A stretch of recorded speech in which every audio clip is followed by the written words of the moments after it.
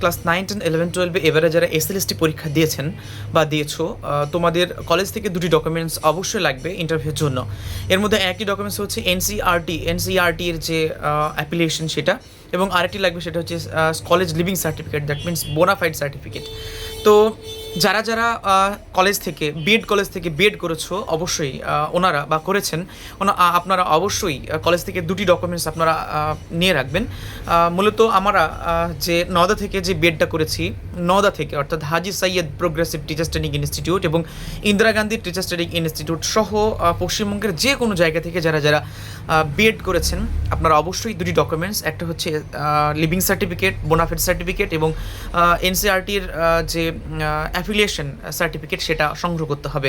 সঙ্গে করে একটি ডকুমেন্টস আনতে হবে। একটি ডকুমেন্টস হচ্ছে এই কলেজে তুমি পড়েছো বা আপনি পড়েছেন তার রিলেটেড একটি ডকুমেন্টস এনে কলেজ থেকেই নিয়ে যাওয়া যাবে। তো Haji Sayed progressive teachers training institute Amtala অর্থাৎ নওদাতে যারা যারা মুর্শিদাবাদের নওদায় এটা করেছেন বা করেছো আপনারা নিয়ে যাবেন। শনিবার আর রবিবার বাদ দিয়ে বাকি সোম থেকে শুক্রবার ওনারা বোনাফাইড সার্টিফিকেট প্রদান করছেন, তার আপনারা আসুন এসে সংগ্রহ করবেন। অনেকে আমাকে জিজ্ঞাসা করেছেন যে কলেজে খোঁজ নেওয়ার জন্য, আমি আজকে খোঁজ নিলাম। স্যার আমাকে বললেন যে কোনো দিন যে কোনো সময় এসে নিয়ে যাওয়া যাবে, শনিবার রবিবার বাদ দিয়ে। তাই কলেজ টাইমে এসে উপযুক্ত ডকুমেন্টস এনে তারা কিন্তু বোনাফাইড সার্টিফিকেট এবং এসসিআরটির যে অ্যাফিলিয়েশন পত্র এবং স্কুল অর্থাৎ কলেজ লিভিং সার্টিফিকেট সেটা কিন্তু সংগ্রহ করতে পারে।